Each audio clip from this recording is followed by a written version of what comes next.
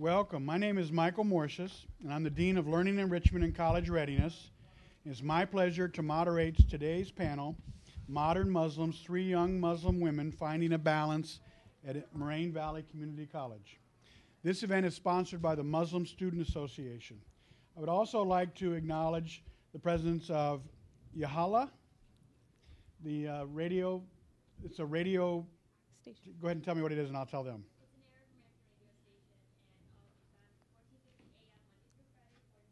An Arab American radio station on what again? 1450 AM. Monday through Friday, 4 to 6. Thank you for being here, and you have the cards on the tables. Before I introduce our panelists, I'd like to explain the format of this session. The 3 young women will respond to questions and issues I have prepared, and then to any additional questions that you may have. When we do get to the questions and answer periods, you can simply call them out to me, or you can write them on the cards and pass them up. So as they go, if you have questions, you may wish to write them down to give them to me later. If you didn't get the chance to read the session description, I'd like to share that with you now. Islam is a loving yet disciplined religion.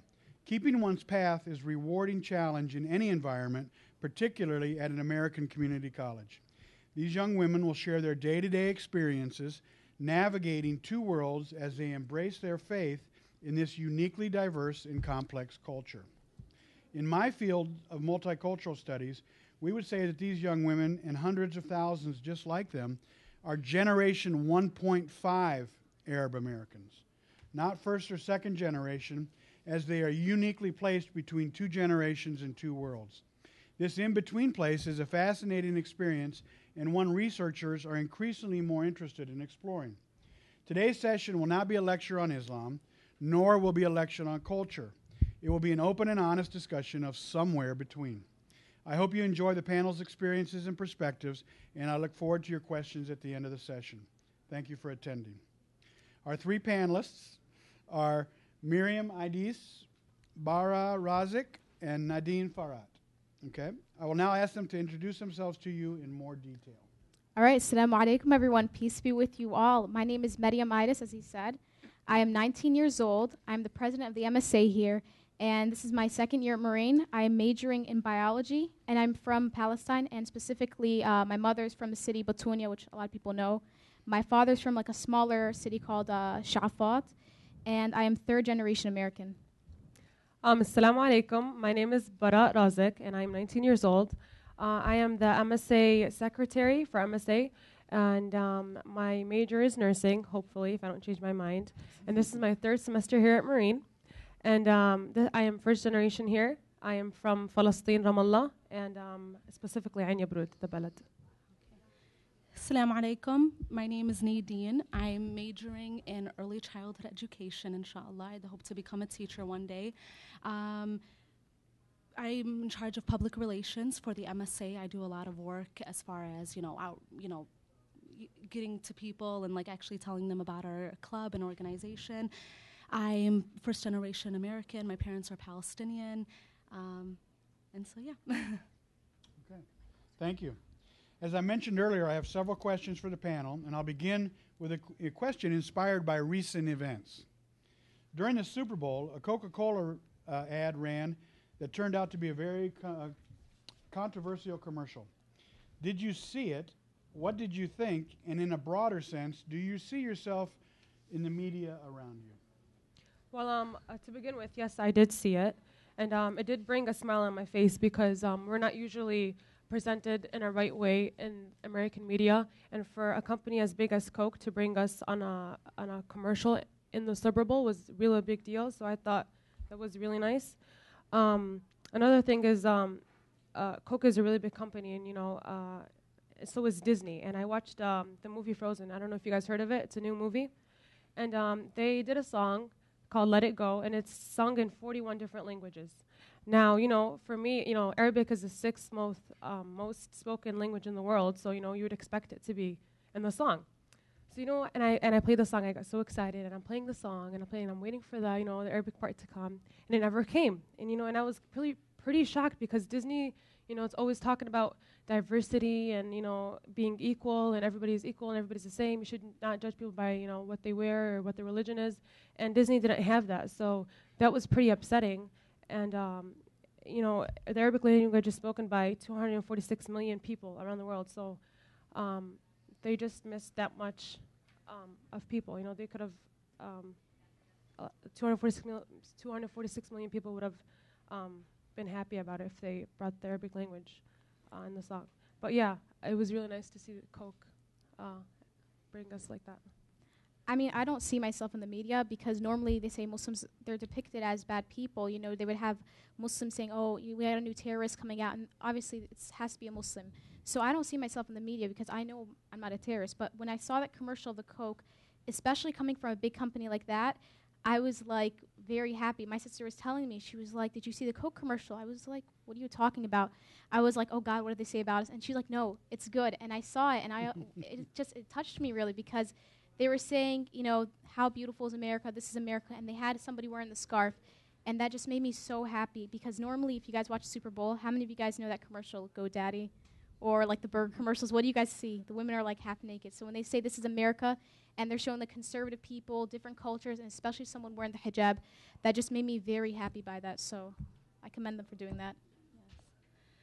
When I saw the commercial for the very first time, I don't know. I mean, I was feeling like a lot of emotions all at once, but if anything, it was more of a surprise and a shocker, but nonetheless like a good surprise because like for the very first time, not for the very, very first time. I mean, I feel as though, there's a commercial out there that's actually putting in a Muslim hijabi, and she's actually representing the face of America in a way, Not a lot do you see that. You don't see that very often. I remember actually it was like Super Bowl Sunday, obviously, and my family and I, we always get together every single year, and my dad was like, see, this is what makes America so great, is the diversity.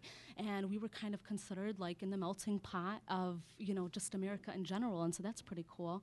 And then as far as like when I went on YouTube, there was definitely like a lot of, comments on, okay, well, why America should just be sung in English or it should just represent one thing, but not necessarily. I mean, what's awesome about living here is the fact that it just spoke just different languages and different cultures. And but typically you're not going to see that very often. We're kind of depicted as more of an enemy, not as a friend, as a neighbor. So to kind of see that, it gives me hope. We still have a long way to go, but it's very nice to see that for a change. Thank you. What challenges do you face daily as you practice your faith in this complex environment? Well, for me, I think the main one, I think maybe some of you Muslims can agree with me, is praying in public. I think that is something very, when I do it, I have this fear in the back of my mind, oh, someone's going to talk to me, and I don't want them to feel offended, I can't answer. And that actually did happen. My senior year of high school, I was in the back of the library, and this is the section that no one enters. So when this, I see my film teacher, I'm like, oh God, I hope he doesn't say anything. So there's this position, it's called sujud, which is where you bow, and you have your forehead on the ground. And some people think it looks like yoga, others might think it looks like we passed out. So I had my teacher coming up to me, and he was like, are you okay? Are you okay? I'm like, oh God, I don't want to rush through my prayer, but I'm like, I have to get up. So I got up, and then I went back down, and I heard him just walk away. And I ran out of that library. I was just I was like, oh, that's so awkward. He thought I passed out.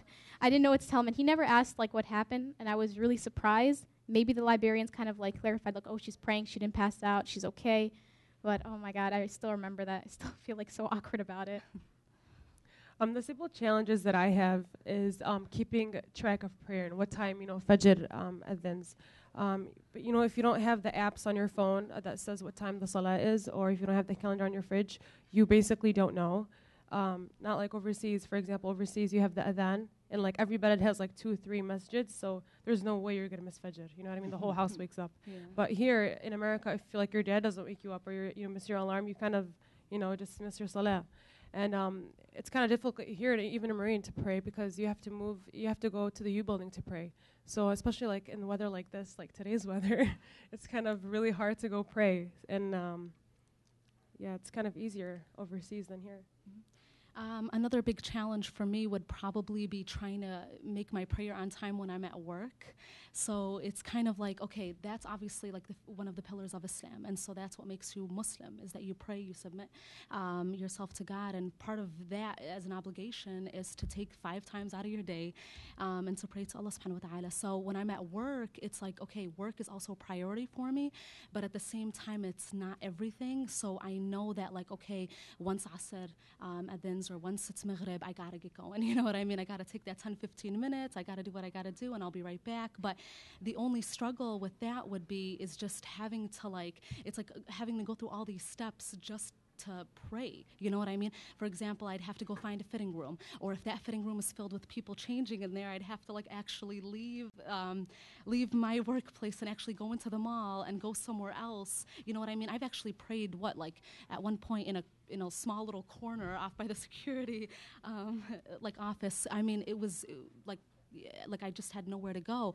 And so what I do is I always call my manager, and we always have a manager on duty. So I just dial the extension number, and I say, "Hi, this is Nadine up in Moderates. I got to go on my prayer break." And so usually they're, obviously they know that I've got to get going, but they're very understanding, and that's what I appreciate. They definitely give me a lot of support. But the funny thing is, like, sometimes it'll be like an hour and a half between each prayer, and so it's like I'm like literally leaving like 3-4 times in a day to be like during my work schedule. And so they're probably thinking, okay, Nadine, like, how many times do you have to go, So that then that gets me into, like, having to, like, when they ask me a question, I actually like to open up a discussion about salah, prayer. And so they they get more informed. Hmm? I think another challenge that I face is with, like, halal food. Like, the thing is, I know I hate saying this, but for me, food is food. I will eat it, whatever it is, unless, I don't eat pork. That's the only thing that's my restriction. But, like, halal food, I'm not so strict about it because I work at Grapevine, by the way. It's 144 John Humphrey Road. I really hope you guys go. It has some really good Arabi food, I swear. And, I notice how hard it is to get halal food. Like, for us, the lamb is, like, the easiest thing. We get a guy, he brings it in. It's government approved, stamped, that's good. But when it comes to chicken and beef, we would have to drive down to, like, I think it's 123rd and Pulaski. So from Orland Park, that's about 35 to 40 minutes away. So it's very difficult to get halal food. So I've seen it, and whenever we get it, my boss just kind of shakes her head because we're getting it because customers specifically ask for halal food, and when we get it, she's kind of shaking her. She's like, I don't even think this is halal. It has halal stamped on the wrapper, but I don't think it is because halal is when you cut from the jugular vein, and that's what kills the animal right away, so they don't suffer. So when we see there's there's still some blood in the meat, we're like, this doesn't look like it's halal. We're like, but you know what? This is all we can do. And personally, whenever I go to a restaurant or anything and they say it's halal, to be honest, I don't believe it too much. But if it's halal, it's good. If not, I'll still eat it. I know it sounds bad, but I probably still would. Another challenge I find is finding really good friends or influential friends. And you would think here at Moraine, because there's so many different types of people, there's good and bad you would find, but it's actually really hard to find. You need to look for a friend that doesn't believe in, like, YOLO. You know what I mean? You could do it like a mistake and khalas, you're only going to live once, it's not a big deal. But, some mistakes that you make could change your life. For example, if you went drunk driving or something, you could kill somebody by drunk driving, So you wouldn't want to be friends with people like that. And Rasul Sallallahu Alaihi Wasallam said that,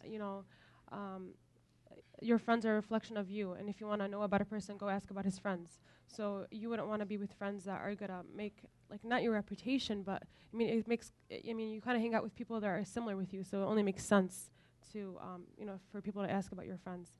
And I think, like, you should just find friends that want to have fun, but without getting you into trouble. There's a lot of ways to have fun without getting into trouble. So I think to, like, also elaborate on that a little bit, I would say when it comes to, like, trying to make friends, you kind of worry because it's almost like some people you have an instant connection with the minute that you meet them. And so you become friends automatically, and you're like, man, I really like you. The only thing I don't like about you is you are a bad influence. So it's almost like you kind of try to find that balance, like, okay, wait a second, I still want to be around them, but at the same time, they're really no good for me. So that's when you really have to, kind of take into consideration, this is my faith, you know what I mean? And this is my friend. What's more important?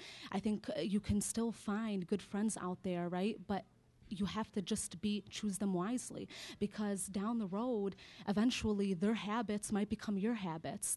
People might see you and start associating, like they might see you together and they might think, okay, well, that person has a bad reputation, so you might have one along with them, which isn't necessarily always the case. I think, people are just quick to like assume and judge, but you just have to be really careful. You have to understand that, no matter what, like a friendship should, you guys should be each other's support system. You guys should help each other out. If that person says, okay, let's go pray, you know what I mean? That kind of motivates you to be able to like actually be closer to Allah subhanahu wa ta'ala. That's really what you want, is you want someone to kind of guide you and help you make the right choices.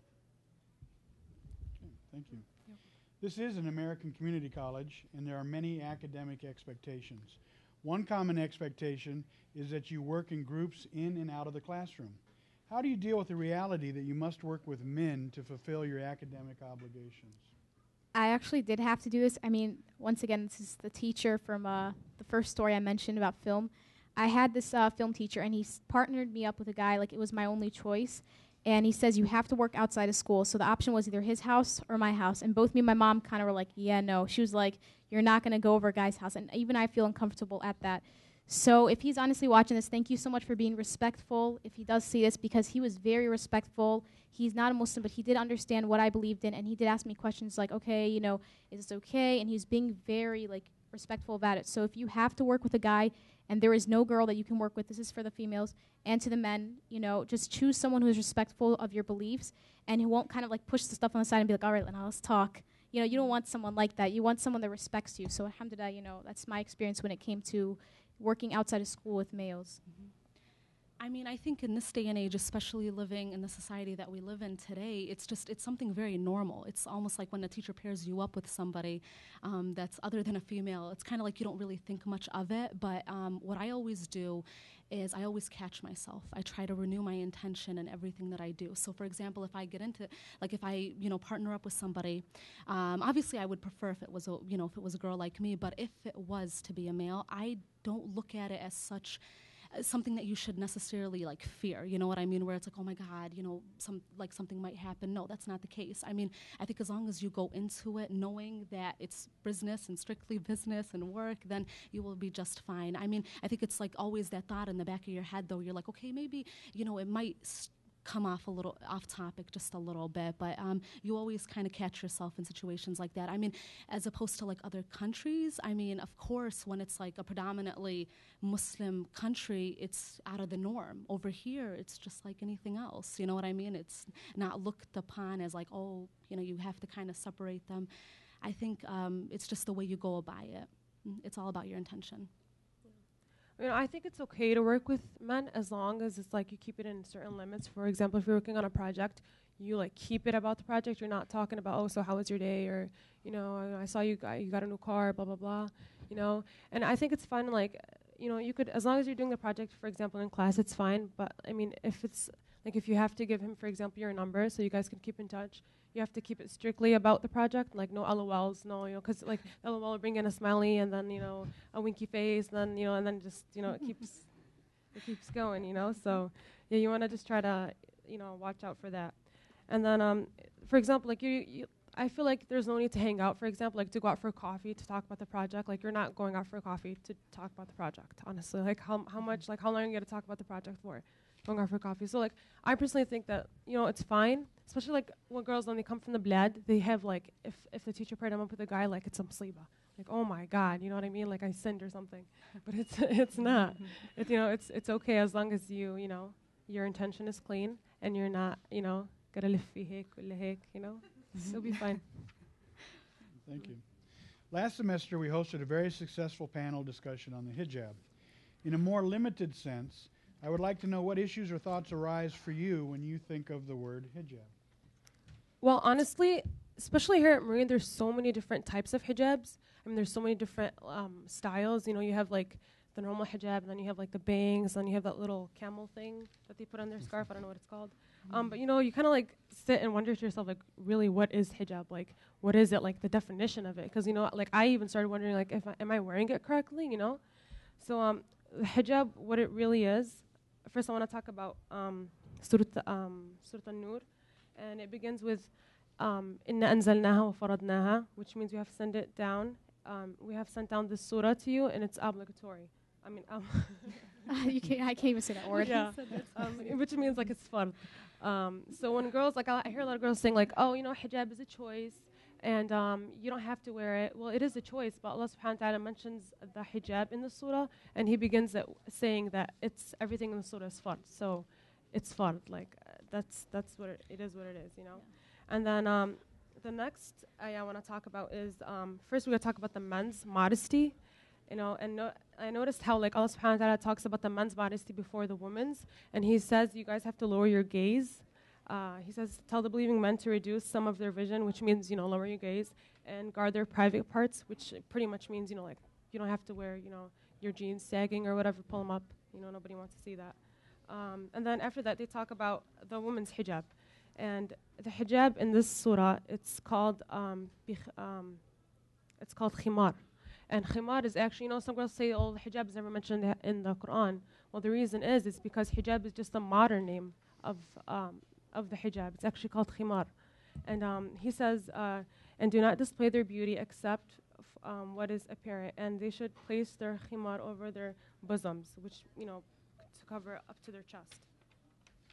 So basically, the hijab is just showing your face and your hands, nothing else, no bangs, you know. And you know what kind of irritates me is when I see a girl put on a hijab, right? And she's in the morning, you know, she's ironing her hijab, she's matching the pins with it, she's making sure it matches with her outfit, and then she has to, like, subhanallah, the ghurra just magically falls out from under the hijab. You know what I mean? Like, you might as well get the, you know, the credit for it. You know, I mean, you're going through all the trouble. You might as well, you know, just put it on correctly. You know, I also wanted to mention that. You know how hijab, it comes from the word khimar, like khimar is the real name of hijab. Well, the word khimar actually came from the word khamr, which means alcohol in Arabic. You guys know that, right? And what does alcohol do to you? It intoxicates you, and it covers your head. So I thought it was kind of interesting that it came from that word. So, yeah. What do you think? Okay, so hijab, to me, what it means, I would say hijab is like, it's really a beautiful thing. It really, really is. I think a lot of people just kind of like get that bad image in their mind that it's like restrictive and you know, you're limited to like only black and you can't do this and you can't wear that. It's completely the opposite thing. I mean, I think you could still have that sense of style. You could still have that fashion. You could still look and feel beautiful.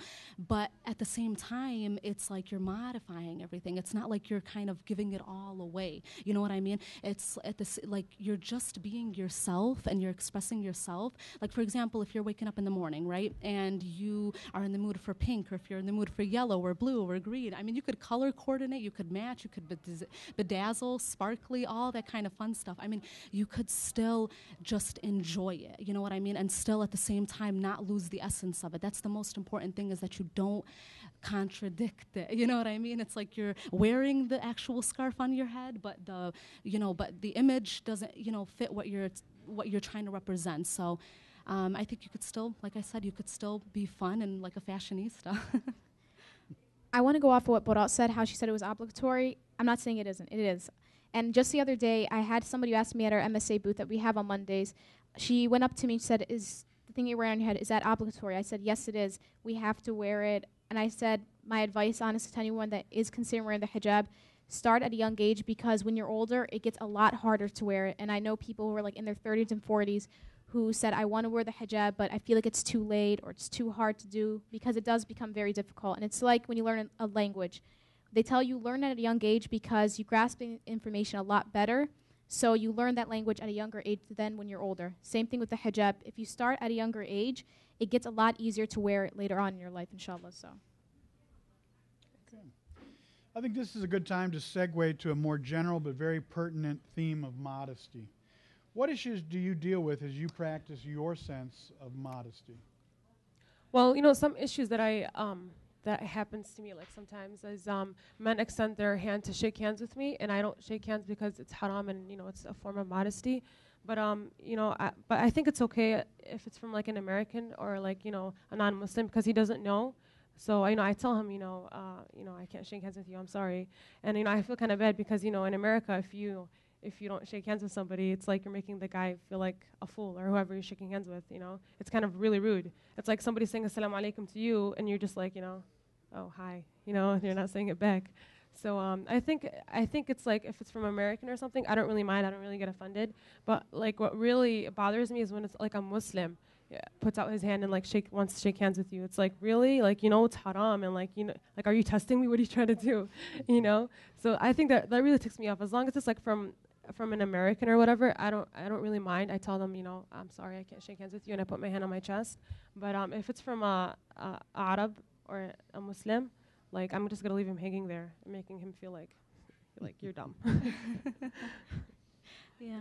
The whole thing, shaking hands thing, kind of scares me. I'm not gonna lie, because you know, before it even happens and they extend their hand, you're kind of freaking out. You're like, oh God, it's coming, it's coming, it's coming. So, like, what do I do?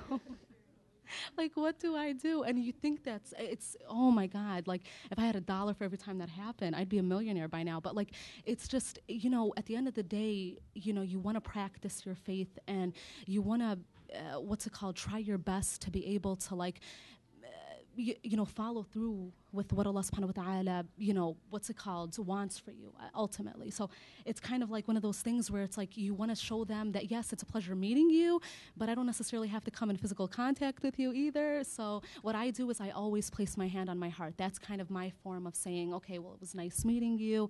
And then sometimes it's like they give you that puzzled look, like, wait a second, did I do something wrong? And the minute they do that, because just by my nature is kind of like I freak out when I feel like someone got offended by me, or like they probably misinterpreted what I was saying. So I kind of get a little worried, and I'm like, no, it's okay. It's not you. Trust me, it's not you. It's just this is my Islamic beliefs, and it's nice meeting you. You know.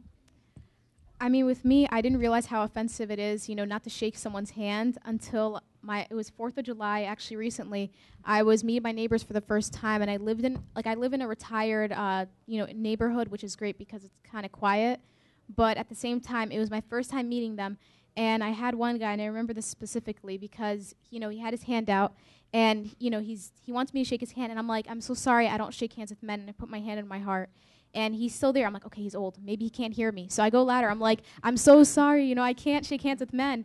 And I cannot forget his face because he was so upset. He was kind of like just there. And he did it for a third time. He kept it there. I'm like, I'm so sorry. I don't shake hands with men. It's for religious reasons. And he just walked away. And I don't blame him because this is like our social norm. You know, you don't shake someone's hand. That is like really bad. And it makes them just feel like they're hanging there, like as if they kind of like humiliated themselves. They look foolish. Yeah, they look foolish, exactly. So this is why people get so offended when we don't shake their hands. But to the Muslims, I want you guys to think of it this way.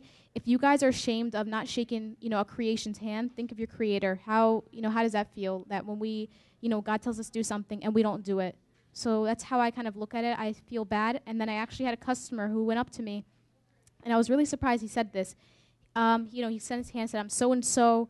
And I said, I'm so sorry, I don't shake hands with men. And he was like, wait. And I was like, oh God, he's gonna fume right now. He's like, why are you apologizing? Those are your beliefs. Why would you apologize for that?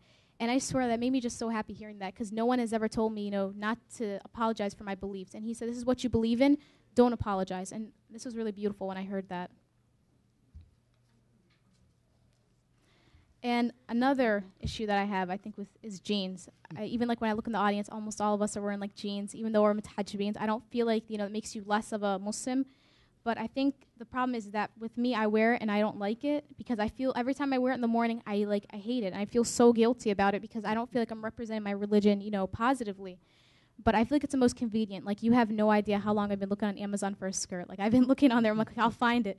Because lately, every store is trying to fit in with, like, you know, the fashion, you know, skinny jeans, you know, short skirts, and it becomes very hard to find anything, you know, modest. So, I mean, I think jeans are just convenient. That's why I wear it. But to be honest, I'm not really a fan of it. Yeah, and I'm fine with jeans as, like, I wear jeans too. But I mean, if you guys look at us, like, we're three Muslims, and we're all wearing 3 different types of hijabs, you know. And it's not like jeans is haram or jeans is halal, you know. But for me, I feel like I have to wear the abaya because I feel like it defeats the purpose. You know what I mean? Like, you know, certain jeans are okay, like wide jeans, because the jilbab is jilbab means a wide dress or a wide shirt. So anything like pretty much the reason why I wear that is because you're not supposed to tell when you look at a girl, you're not supposed to tell whether she's a size 1 or a size 10. You know, if she gained 10 pounds that week or if she lost 10 pounds that week. That's the whole point of like the jilbab or, you know, like hijab in general. So that's the reason why I don't wear jeans, but I think it's fine as long as, you know, it just depends on the person. Mm-hmm. Yeah, I used to at one point, like I used to also wear jeans and pants, and I mean but then I decided, I said, you know what, I kind of want to step it up a little bit, and I switched over to the abaya, and alhamdulillah, I mean, like I'm kind of like, it's saying it like you go from one stage to the other, and that's true. Sometimes you kind of need that like motivation, that kick to kind of drive you to like just do a little more, and you know, just try to find more connection with Allah subhanahu wa ta'ala. So I think for me it was kind of like, you know, I wanted to be able to like practice the hijab and still, you know, just kind of not even necessarily fit in. I would just say like I wanted to express myself at the same time and just kind of like enjoy it. I actually wanted to mention a story that happened to me in high school. I had this kid, he was in my class, and he was looking at me weird, all funny and stuff. So, you know, I asked him, I was like, you know, what's wrong? Why are you looking at me? And he was like, you know what, no, I just have a question about that thing on your, like the scarf on your head. I met this girl, and she just put it on, and she put it on because her mom punished her because she got caught smoking. You know, so I was just like, oh, okay. You know, she put it on for the wrong reasons, obviously. You're not supposed to put it on as a punishment. You're supposed to put it on, you know, for Allah, because we're not oppressed or anything. So I was like, okay, so what's your question? He was like, you know, so if she got caught, you know, smoking and she had to put on the hijab, what did you do for your parents to put on the whole outfit? You know, something I'm like, oh my God, this kid's like probably thinking I'm hashish or something, or like I'm a drug dealer or anything. You know, so then I kind of realized like, this is, you know, he probably doesn't know, you know what I mean? I can't blame him. And this is why we have panels like this, so people get informed about what the hijab is, and like we just try to give you the info, and then you guys just get to choose what you guys want. Okay, to a more interesting topic, love and marriage. Tell us what you think about your eventual marriages and your eventual husbands. Okay. Yeah. Okay. So let me just start off and say that my future husband is probably not in this room. I'm just kidding. I don't know. You know, you never know. But I think love and marriage in Islam, I think, or not think, like I'm sure, positive, that Islam is like the purest form of love. It's like the realest form of love. Because I believe if a guy truly does love you, he's not going to come up to you and ask for your number. He's not going to come up to you and be like, oh, you know, can we, you know, get to me, and then I'll, you know, think about, you know, I'll call your dad then. You know, I think that doesn't make any sense, because why would you put yourself as an option like that? You know, like after, you know, he talks to you and has a good time, and then he'll think about like, oh, you know, no, I don't really like you that much. I don't see you as a wife, and then you're just left with a broken heart, you know? So I think it is, I keep saying think when I know it is, but it is the realest love, because when a guy falls in love with you, he's not going to come to you. He's just going to go straight to the boss. You know, he's going to go to your dad, be like, you know, yeah, Ammi, I like your daughter. And, you know, I'm interested in, you know, I want to get married, and I'm really interested in your daughter, and I really want to get to know her. And then, you know, once your dad finds out, you know, your dad really wants the best for you. You know, he's not going to like, you know, kick him out and be like, you know, don't come back. You know, if he's a really good guy, he's going to see that in him, and he's going to tell him, you know, ahla wa sahla. And, you know, and you guys could go from there. But, you know, like a lot of girls, I see them, like, they fall into that trap of, like, خلينا نتعرف before I talk to your dad. And then after, you know, he has a good time with her and talks to her and texts her and stuff, and they meet up. And then, خلاص, you know, he's like, sorry, I'm just going to kind of move on. Yeah. You know, so. To add on to what you were saying, I think that's so true. I really, really do. I feel like if someone genuinely loves you and cares about you and actually sees a future with you, then I think he, as no matter how scared, worried, or just kind of nervous he is, he will still do the right thing and actually, you know, come to your house, do it the right way. You know what I mean? Because there's sunnah, there's the Quran, there's so many things to follow. Like Islam tells you exactly what to do. So if you've got that right in front of you, and you know that if you do it that way, inshallah, God will even, you know, give you more blessings for doing that. So I think it's just really comes down to like you actually putting in, you know, the efforts and not just talking the talk. Actually, you know, actions do speak louder than words. So and it's also really, you know, love and marriage, like Barat was saying, it's a beautiful thing. It really, really is. And I think it depends on who you're going, but like the whole process of trying to find that person is also very important. That person is going to complete half of your deen. So you want to make that a good half. You don't want that to just be anybody. So it's kind of like you have to consider so many different options and so many different angles, yet at the same time, that person is not perfect, and you aren't either. So you have to compromise, you have to respect one another, and you just want someone that's just going to like really like love you and care about you at the end of the day. So I think they can all agree with me when I say this. I think personally with me is that I want someone who fears God, and because the Prophet, peace and blessings upon him, said, find someone who fears God, like has religion, and who also has good character. Now, when he says religion, sometimes, the people at the mosque might not be the most religious people. If they pray 5 times a day, does not mean they have a good heart. So when he says, someone that fears God, this is someone who would be like, they wouldn't want to hurt you, because if they hurt you, they know that, okay, God might hurt, like, sister, bring someone like that, or maybe even his own mother. So they would have that fear in the back of their minds. So I want someone who fears God and then good character. So someone who maybe when they donate, they're humble about it. They don't, show it off to the world. And there was an event I went to called Mass Ikna. There's a few people who, wrote down their full name. And the whole point of donating is to be sincere. So when somebody doesn't mention their name, that shows sincerity. You want someone who's humble, who's kind, who cares. And I've been, I find a lot of women I talk to, even my friends, I say, so what do you look for? And they say, I want a guy who has the best looks. I want him to be like Channing Tatum looking, a guy who has like so much money, who's like a millionaire. But the reality is not that many people have money. So you have to understand that. And wealth does not last forever, and you can easily lose your money. And the other thing is looks are not forever. For the guys, the girls will eventually get, maybe cellulite, stretch marks from kids. So that beauty will not last forever, I guarantee it. And for the men, they're going to get old and wrinkly. So to be honest, if you're looking for looks, that's not something you're going to benefit from. Or if something happens, a tragic event, and they lose their looks, what are you going to do after that if you married them for their looks and they have a horrible personality? So I think that's really important to keep in mind. Yeah.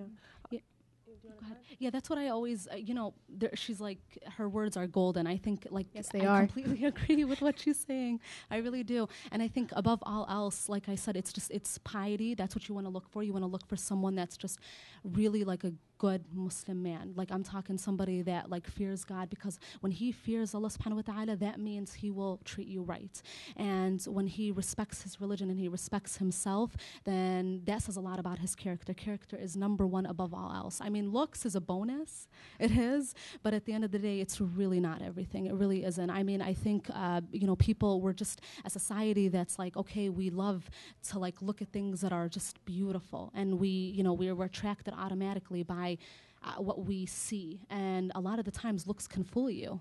So, I mean, I took a sociology class in high school, and my teacher, and it really stuck with me because it made a lot of sense. He said it's like a balance. It's kind of like if that person has good character, good lovable character, and maybe they're not as good, maybe they're not as beautiful maybe in looks, if you want to put it that way, it kind of, the scale becomes, like I said, a balance. You know what I mean? Because of their personality, you will see them as a beautiful person.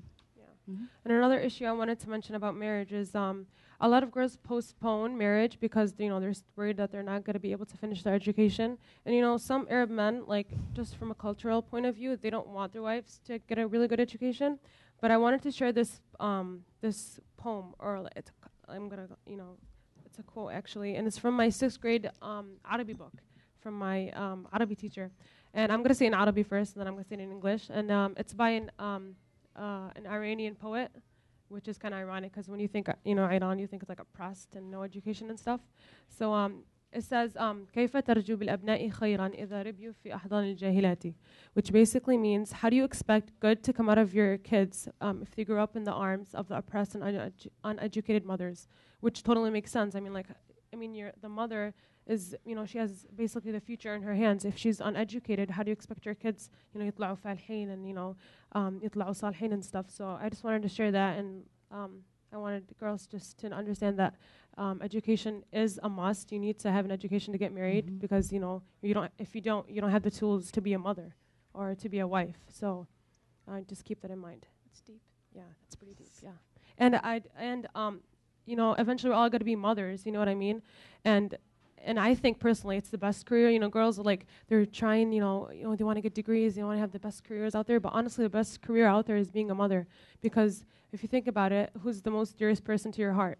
It's your mother.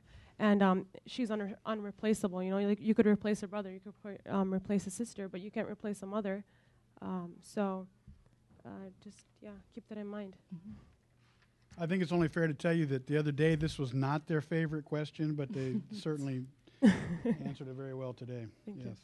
I know from many conversations with Muslim men and women around the world that we often struggle with things that we don't have much control over, and we would like to be able to deal with them better than we can. One such construct is our reputation. How do you protect or safeguard your reputation? The simplest answer I can give you right now before explaining everything is don't put yourself in that situation. If you, let's say a lot of girls, instead of going to their friends, sometimes they'll see a guy there and like, oh, it's easier just to ask him for a ride home. If you put yourself in that situation, how do you think your parents will feel, about that? If you step out of your body and you saw yourself getting into a car with a random guy, how do you think it will look? And even if your intentions are good at that time, people will misinterpret it and say, oh, she obviously, she likes him. Oh, they're going to probably do something. 'Cause there's a saying that says, make 100 excuses before you jump to one conclusion, but how many people will actually jump, will think of 100 excuses? As humans, we jump to that one conclusion, and that is our problem. And I was actually going to mention, do you guys know who Mary is? Jesus' mother?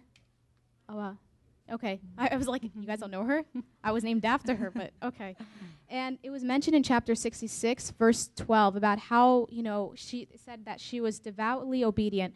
So imagine being described as that. And she was mentioned in a few other chapters, and there was also a chapter named after her. And that's where my mom, she got that name for me. She was reading it, and she said, I'm going to name her that.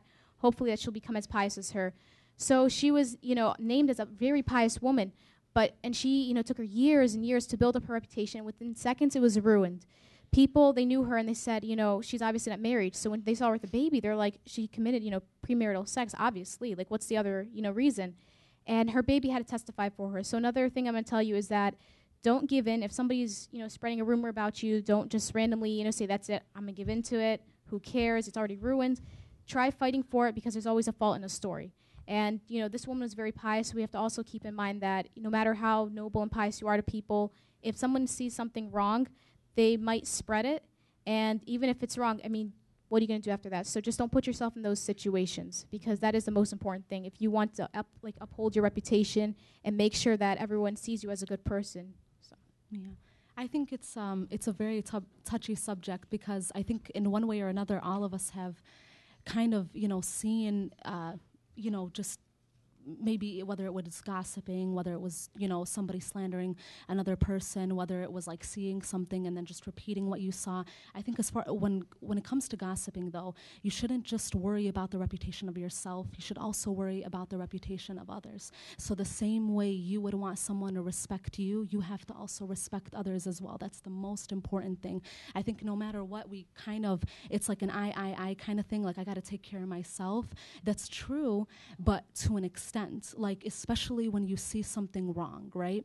It might be a shocker to you at first, but that doesn't necessarily mean, okay, well, I'm going to take that and I'm going to continue on with it and just, make it and, kind of dig the hole for that person and just kind of throw them in there. No, you have to really be considerate of other people's feelings, give the benefit of the doubt, give excuses, do what you can to just think the best of people. And sometimes people do have a hidden agenda. You really don't know. Allahu A'lam, that's all in God's knowledge. But at the end of the day, us as especially when it comes down to our religion and us being Muslims, that's the most important thing. We're one ummah. You know what I mean? We're brothers and sisters in Islam. So no matter what, instead of, taking each other down, you're supposed to pick somebody back up and help them. It's really just what we're supposed to do. Yeah. I think that, we're all human. We're all going to eventually sin. And, we're Middle Eastern, so it's in our blood to gossip. You know what I mean? Not in our blood, but it's a really, really, really bad habit that we have to, try to get rid of.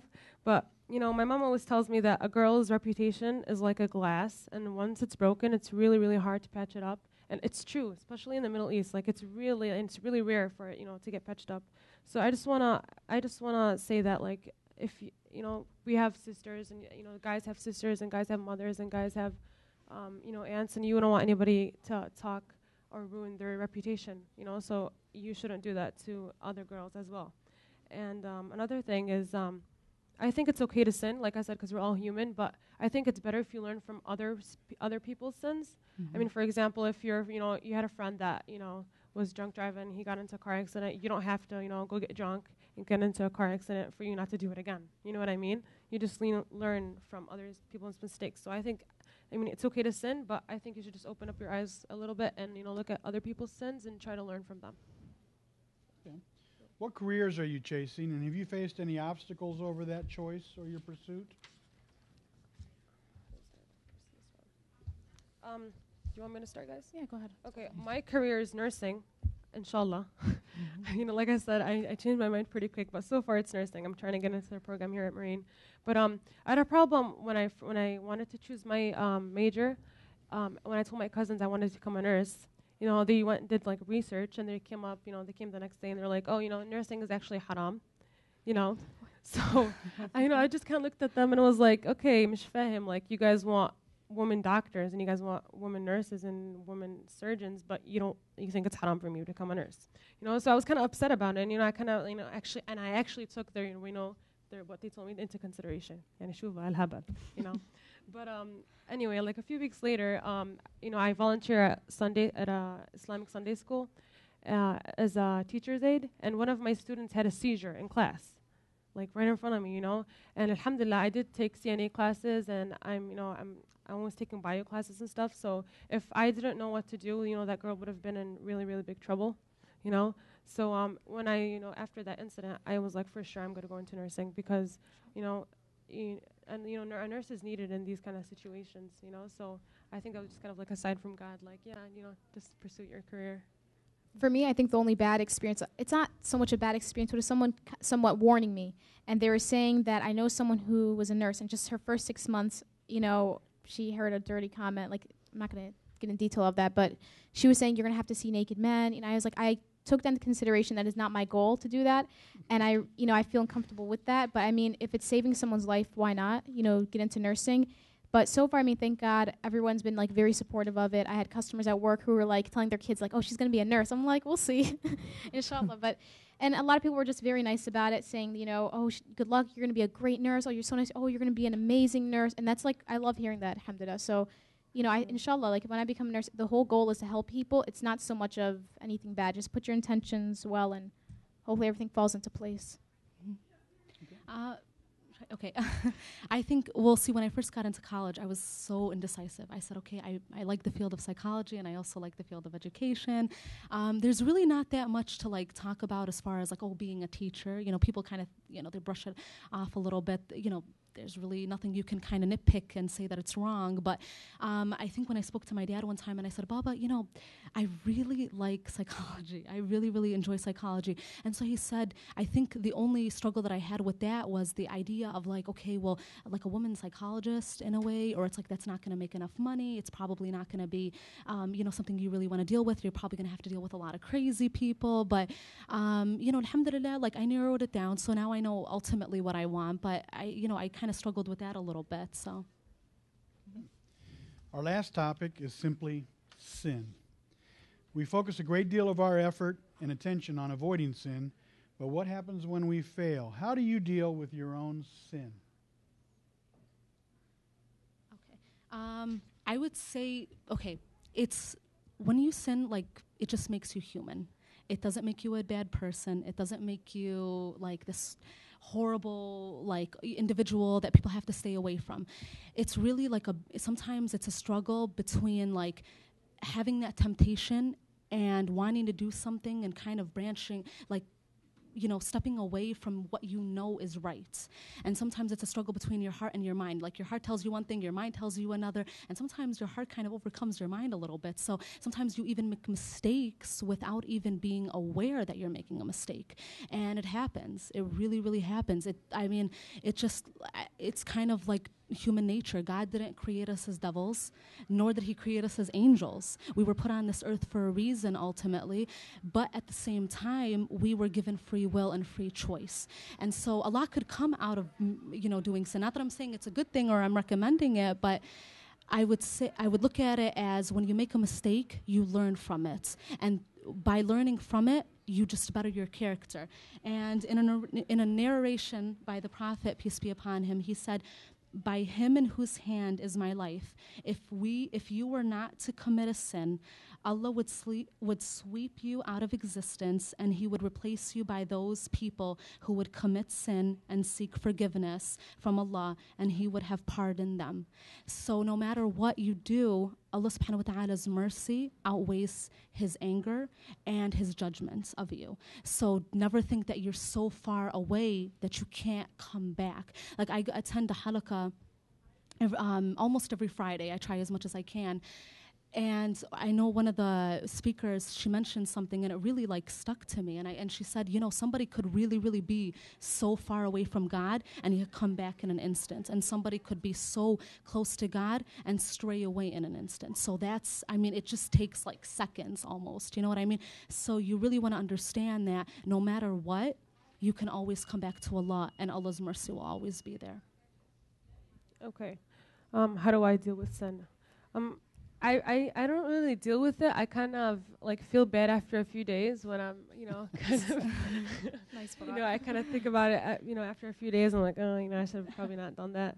But I think a lot of us sin because of, not because we want to sin. Sometimes it's just you're trying to fit in or, peer pressure and stuff. And, I know parents notice your fake friends before you do. So sometimes when your parents know more than you do because they sinned before you. So if they tell you, for example, don't walk with this individual or don't walk with that individual, they know, they're probably up to no good, and they're going to make you, do things that you're going to regret later on. So I just, if my parents, for example, tell me not to do this, I just listen, even though I don't know, at that time why, but later on I kind of figure it out, and sometimes I see that person that she told me not to walk with, and then I'm like, oh, I see now. But how I do with sin, I don't know. It's just I ask for dua and forgiveness, pretty much. What I'm going to say about sin is that just nod. You don't have to actually raise your hand and be proud of this, but how many of you felt like your parents made it seem as if sinning wasn't it's not human of us to do this, and you're not a good person. Our parents are saints. Did you guys ever feel like that? Oh, so I'm just the only one. Okay. Or if you got an F when you were little, I was al-awwal as-saf. I was, I got straight A's when I was your age. Oh, I get that a lot. I can tell you about that. There's 30 people in the classroom, and then your aunt was in the classroom, and you're like, how did you guys both get A's? They're lying. I know that. I mean, with me, it's just that, I always felt like when I was younger that if I sinned, oh my God, I should be ashamed of myself. It's not part of our human nature. It's just me, and I'm bad like that. But I realized after a while, God, he loves us. He's very merciful. He likes when we ask for repentance. So if you guys repent, he's not going to be like, so-and-so, I saw you behind that corner. I know you did something wrong. He's not going to be like that. He's like, my arms are open. Whatever you have to say is okay. I'll forgive you. And there was a beautiful hadith. And for any of you guys that don't know, a hadith means a story. It doesn't necessarily mean something the Prophet said. It's just, stuff that was from back in the days that they have recorded. So this is actually something this just so happens to be something the Prophet did say. But it says, on the authority of Anas, he said, I heard the Messenger of Allah, peace and blessings upon him, say, Allah the Almighty said, O son of Adam, so as long as you call upon me and ask of me, I shall forgive you for what you have done, and I shall not mind. O son of Adam, were your sins to reach the clouds of the sky, and were you then to ask forgiveness of me, I would forgive you. O son of Adam, were you to come to me with sins nearly as great as the earth, and were you then to face me ascribing no partner to me, I would bring you forgiveness nearly as great as this. So this was in Hadith Qudsi 34. So this is telling us that, we're humans, we sin, and God doesn't hate us for that. He doesn't mind. I mean, you should feel bad for what you do, but at the same time, don't feel like it's the end of the world, and you can't ask for forgiveness because he loves us, for this, that we are sinners, and then when we go to him, he loves us even more for this. So I say, if you sin, I mean, it's bad. Feel bad for what you did. Don't repeat the same mistake, but at the same time, ask God for forgiveness because that's what life's about. Okay, that concludes my questions. Now I'd like to give the three of you a chance to add any final remarks to today's panel. I just want to thank you guys for coming today and taking the time out of your day to come. And I want to thank the staff for, without you, this would not have been possible. And I just want to say to you guys that, even though we live in a country that's, it's really difficult to follow our religion, and we do sin sometimes, and we do get off the road of, the straight path. But, living in this country, it is, at the same time, it's great, you know what I mean? Like, some people wish that they could live, to come to this country and live the life that we live. So it does have its pros and cons, but I wouldn't live it any other way, so. Yeah, I would say the very same thing. I would say when you live your life as a Muslim, it's truly a blessing. I always say that no matter what the difficulty, no matter what the struggle, it's all worth it. It really, really is. I think sometimes you go through hardships in your life, but what doesn't kill you, it only makes you stronger, as they say. So, I mean, my dad, ever since I was a little kid, he used to always tell me, you're Muslim before anything else. That's your number one priority in this life. That's your purpose, So whatever you do, whatever you aspire, I want you to ultimately be happy, but also remember Islam and Allah subhanahu wa ta'ala and everything that you do. So, I mean, it's really not, I wouldn't say it's a religion. I would say it's more of a way of life, because you can find it in every aspect of your life, literally from the way you greet people to the way you educate yourself to just everything. Islam is always there. So, alhamdulillah. I just want to say it doesn't matter where you're from. We are all beautiful in the eyes of God. And I hopefully, inshallah, in my future, my religion will hopefully give me the strength and tools that I need to become a stronger woman, inshallah. So thank you guys for coming out here. Okay, at this point, do we have any questions? Yes. Have any of you ever thought about converting? I know that's a huge thing you aren't really supposed to do. Like, has it ever crossed your mind? Okay, I'm going to repeat the question just because it's being videotaped. Have any of you thought about converting? Not converting. I think it's at one point in your life, you kind of start to not necessarily question yourself out of your faith. No. It's just kind of like you're wondering what your purpose here is. You know what I mean? You see everything around you and you're like, well, why am I living? Why am I breathing? Why am I talking? Why am I here? So you start to kind of like wonder, what this life is all about, and does it have more to offer than just this worldly, you know what I mean? Just, I guess, just going to school, family, all that kind of stuff. So it's kind of like you question, but not in a sense where you question yourself out of your religion. It's more like, I want to know more. Give me more answers. You know what I mean? It's more along the lines of that. So, like to educate yourself more about the religion. And that's what Islam really, like, Islam doesn't say, okay, no to science, or it doesn't say no to this or no to that. No. I mean, you're supposed to ask questions. You're supposed to, like, even the Prophet, peace be upon him, said, seek knowledge from the cradle to the grave. So even scholars, till this point, don't know everything. You know what I mean? So I think it's more along the lines of, like, I just want to know more. I'm I mean, I'm Muslim, alhamdulillah, but I just want to, just kind of be more in tune with my faith a little bit. I mean, for me, it was just like there was a point in my life where I kind of just like thought to myself, I said, why am I Muslim? And it wasn't like a bad thing. Like, I wasn't saying, oh, Muslim, like, being Muslim is horrible, but it was just to the sense where I was like, why am I Muslim? Because when you're younger, your parents, especially my mom, she's telling me in Kuwait, the way it is that they only tell you about your religion. They say, this is your religion. This is how it is. Don't ask questions. Like, it's always right. And that's true. I mean, subhanAllah, I actually figured out, like, Islam is like the right religion for me. And, when I was looking up more about it, I was like, wow, that is so beautiful. I didn't know that about, my religion. So it was kind of, there was a point in my life where I just, thought to myself, I said, why am I Muslim? And I decided to do more research. And then that actually made my faith grow. But to be honest, I never actually thought about converting, because it's like when you look at other religions, like personally with me, I looked at other religions and I said, that doesn't make sense. Like, why does that happen? So, I actually enjoyed it. Like, I looked up stuff and I said, this is the right religion. I cannot, choose anything else. I know it's right in my heart. So. Yeah.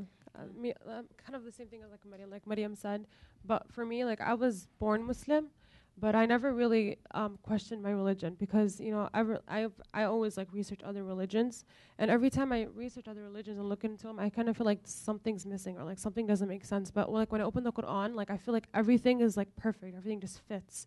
You know what I mean? And not just that, like, they have a lot of scientific facts. Like, there is no way somebody could write this book and know this from like 14,000 years ago. It just doesn't make any sense, So, but like, like for example, like in high school, when you're just kind of lost and you're just trying to figure out who you are, you don't question your religion, you just kind of question yourself, like everything, like who you want to be and stuff. But no, I never really, just like even the thought of converting never crossed my mind.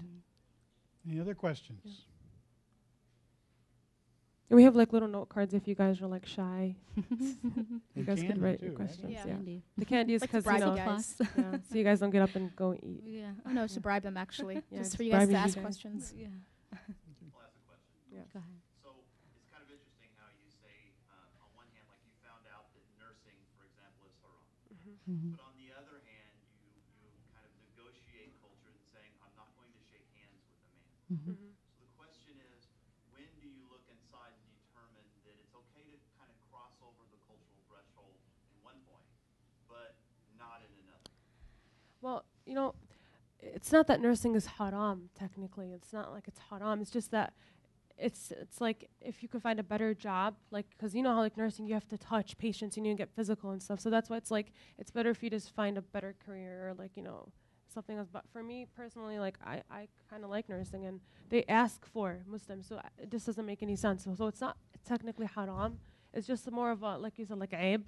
You know what I mean? Like why would you want to be that? You know what I mean? Like that's what I hear all the time. Exactly. But yeah, I don't like I think they told me because it's more of aib than haram. You know what I mean? Yeah. But if you want to come and go ask a sheikh or whatever, I think he would tell you Mhm. it's fine.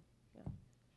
Go ahead. Yeah, go ahead. I have a comment, not a question, but it's really more intentionally. Mhm. Oh yeah. Yes. So, like for me, massage therapy, being a certified massage therapist, everybody's like, oh, you can't do that. It's against the law. You're not gonna touch a guy. You have to do it for the opposite gender. But really, it's it's your intention. Are you doing So it for yeah. fun, or are you doing it to cure the person, to help them? Mhm. Yeah. So it's not really. You're not gonna. Yeah.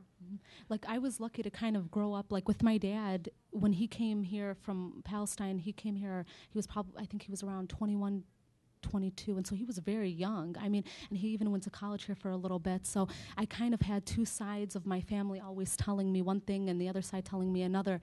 But my dad, and I credit this to him because he really raised me with the mentality of, Islam is perfect, and you hear that a lot. Islam is perfect, but Muslims aren't. So a lot of the times, what culture says, it says, okay, this is wrong, and this is wrong, and this is where they'll give you a whole entire list. You're like, okay, I can't even live. You know what I mean? I might as well just stay home. But I think really what you have to do, and like you were mentioning, you have to look at the intention of everything. You know what I mean? Are you doing it for the right reasons? And if that's it, then God knows. Don't even complicate it for yourself. You know what I mean? That's really what it comes down to, is God knows your heart. He knows you better than you know yourself. He's the one that created you. So even if there's that little thing inside of you that may be, doing it for another reason, he knows that as well. So it's kind of like you just have to follow your religion more than you follow what other people say. Well, my family, they just put emphasis on education because my mother, she got married and she couldn't go back to school. And she told me, she's like, Maryam, you have to stay, you have to stay in school. She's like, I regret, not even going back, I have some free time, but I can't spend it doing something that I love. And she was actually going to go into business. And she said that she had a job, I think it was in Quits for some big company. And she, she had the opportunity. And then she said she liked it. And she was studying accounting and everything. And she just told me, she's like, she wishes she can go back to school, but it's like once you have kids, you kind of can't. It gets a little bit harder to do that. So she just kept telling me, go back to, stay in school, don't ever drop out, and just pursue whatever you love, but make sure, this is something you like, and then make sure your intentions are always good whenever you're doing this. So. Any other questions? Okay, please show your appreciation for these three brave young women. You did an excellent job. If you'd like to follow up on these conversations or are interested in Islam, you can join us at our regular MSA meetings on Mondays and Thursdays from 12:30 to 1:30 in U209. You can also tune into Yahala Voice on 1450 AM or yahalavoice.com. Thank you again for joining us today.